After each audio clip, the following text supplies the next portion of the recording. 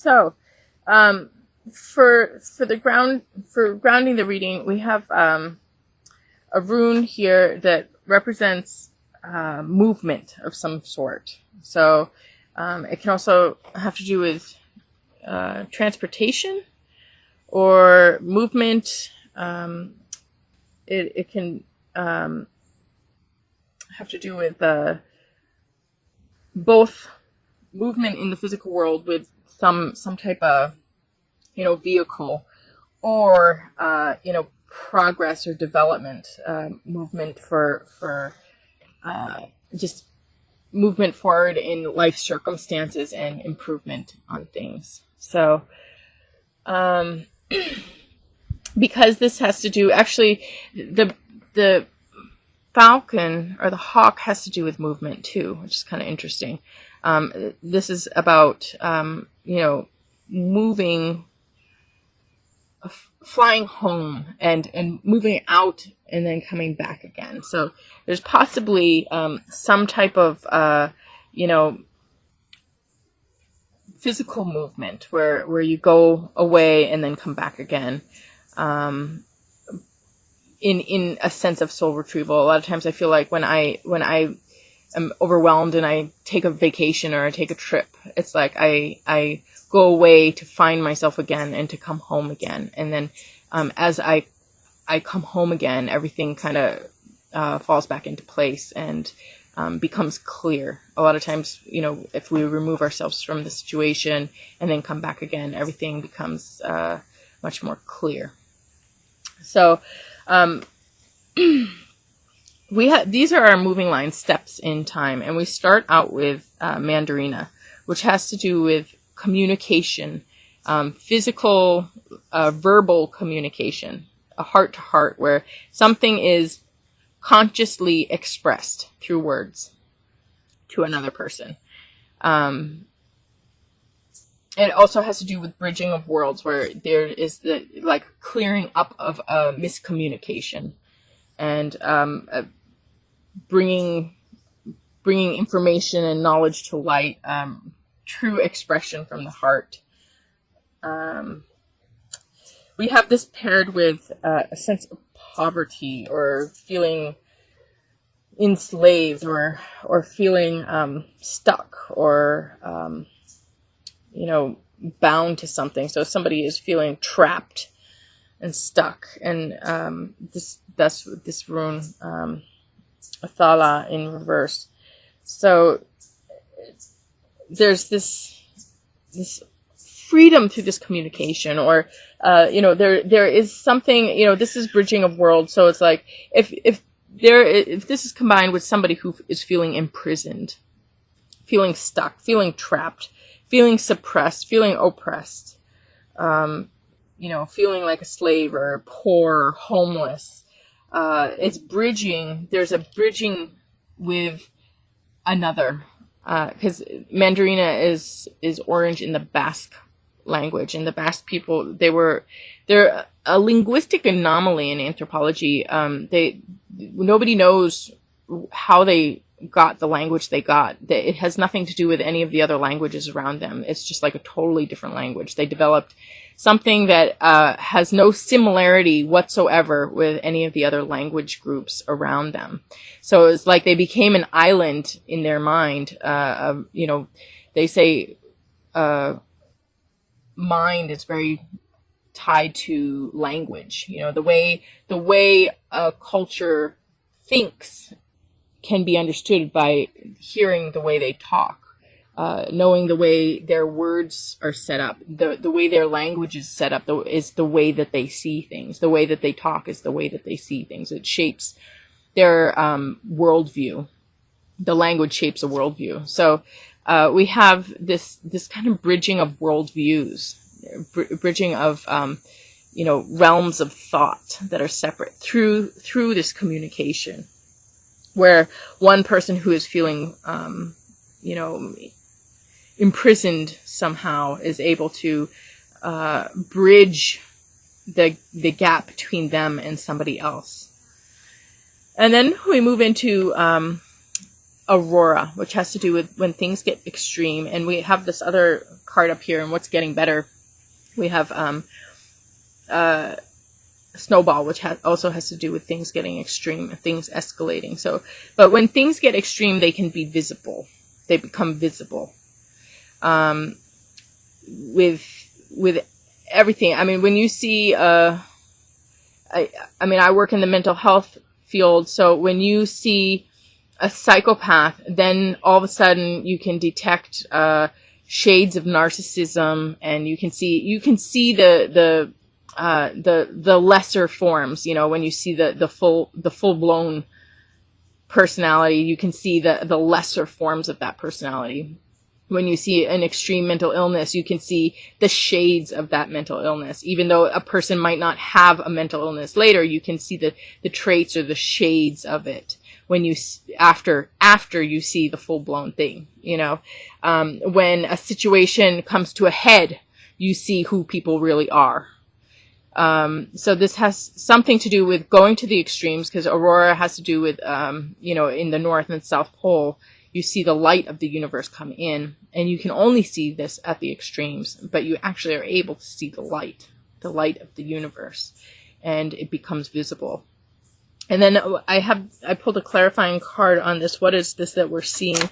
And this has to do with, traditionally this is actually a card of like kind of confusion and feeling lost, or not knowing what to choose, or what's real, or how to think about things.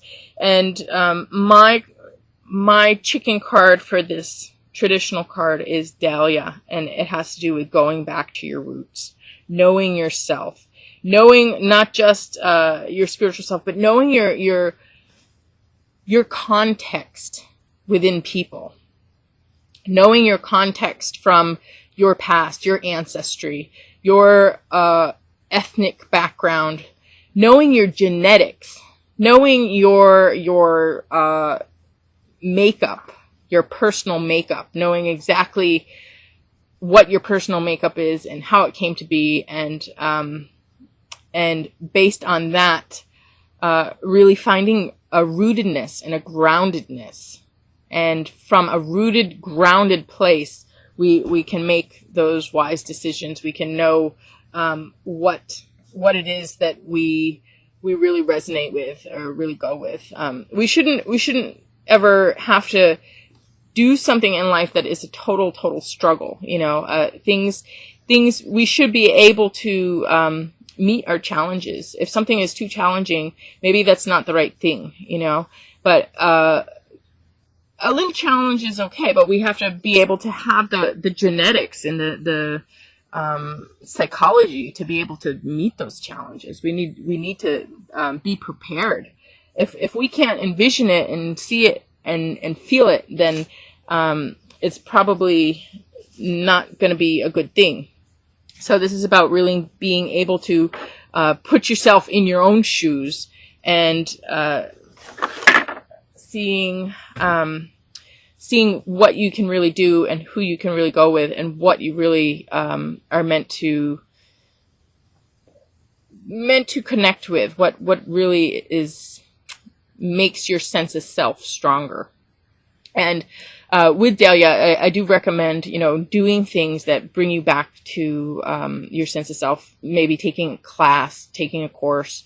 I do that a lot of times. There's a Coursera. I don't know if you guys have ever heard it, but free online courses you can take, and you can audit any type of course. So it's really amazing. They have top universities. You just go online, sign up, and take free courses whenever you want. And a lot of times it brings me back to my sense of self. I feel, you know, when I am educating myself in my own area of expertise, it makes me feel stronger or more solid, you know, more prepared, or more developed in some sense. And we have this paired with the rune of gifts. So I want to say, you know, it's almost like things come to an extreme, things are seen, and and all of a sudden you kind of come into yourself, and this balance, or this like understanding which cup to choose, understanding who you are, what way to go, all of a sudden produces like contracts, partnerships, gifts.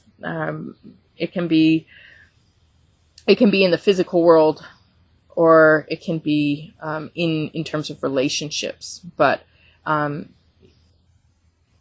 it has to do with connecting, bonding, exchanging of things, exchanging of items, sharing,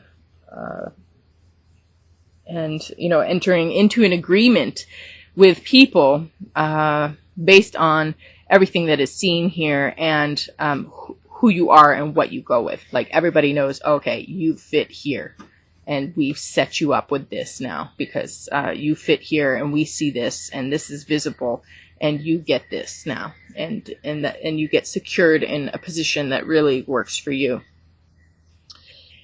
And then we move into a place of shaking things off and being really stable. And so this is Akasha Noche, which has to do with understanding your place in the universe, or who you are, what you're meant to have, how you're meant to live, and stepping into that life of eternal love, I want to say, too, coming back to this. It's like that your eternal essence has a place and a position. It's meant to live out and act out, and this is about finding that and living that and being that. And then I drew another clarifying card on that, and we have lavender, which is also a sense of stability and shaking things off and cleansing the aura, and letting go, surrendering, and just getting everything out of your space that doesn't belong. And this is like mental stability, and then this is physical stability, and just really purifying yourself, purifying your life, purifying your everything. If you're physically pure, then really everything else is pretty open and receptive and pure as well. So it's like this purification that happens here. And then we have Anzus in reverse combined with this. So this has to do with manipulations and delusions, misunderstandings, being bored, not understanding. Also, it has to do with some narcissism. So this is in reverse. So I want to say you got your stability here, but you gotta get rid of. This is what you need to let go of.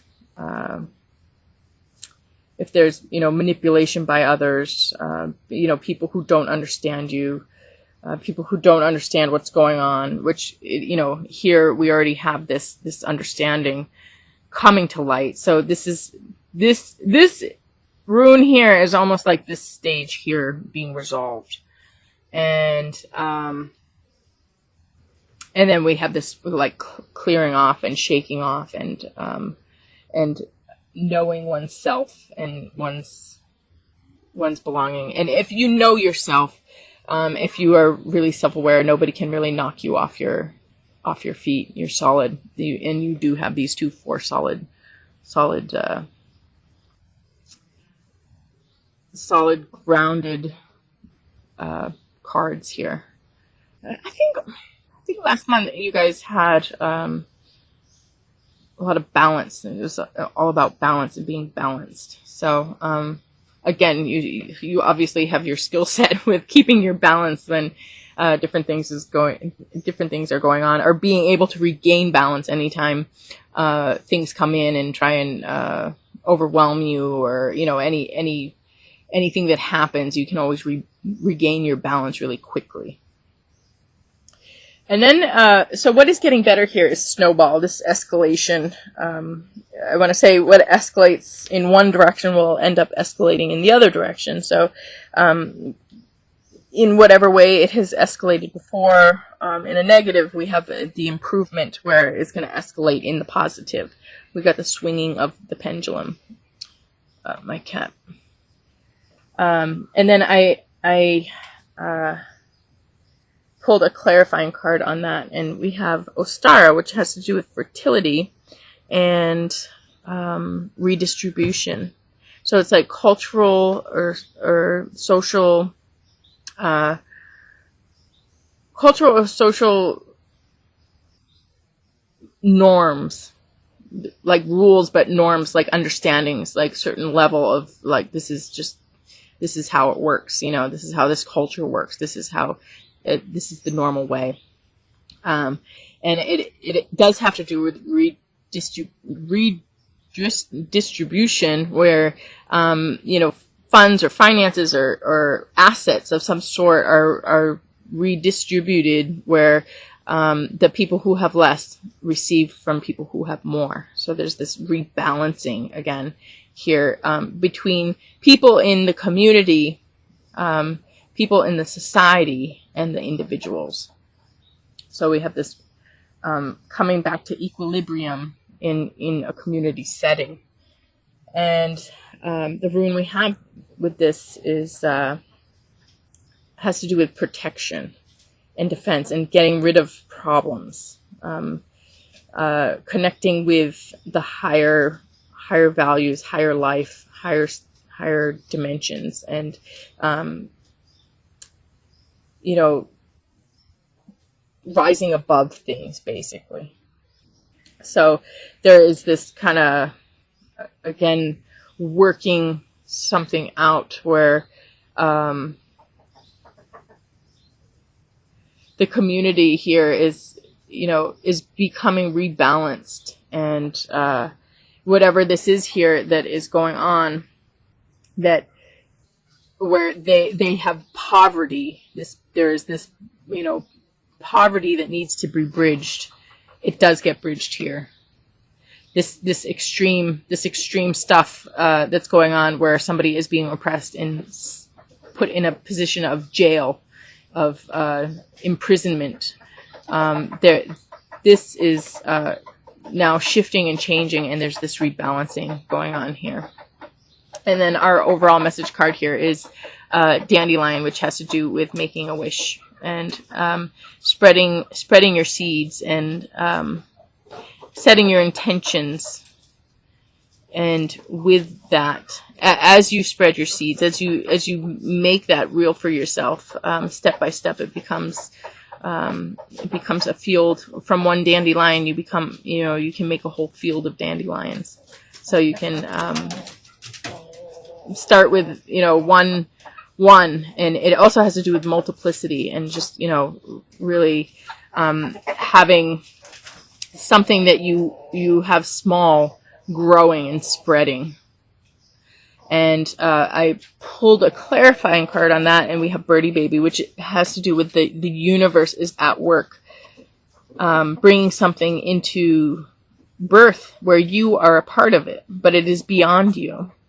You look at so many things in history, so many things even in the universe, and things come into birth beyond an individual. They are players in it. They are a part of it, but they were not it wasn't them who brought it into birth. It was more the right timing, the right elements, the universe giving birth to something.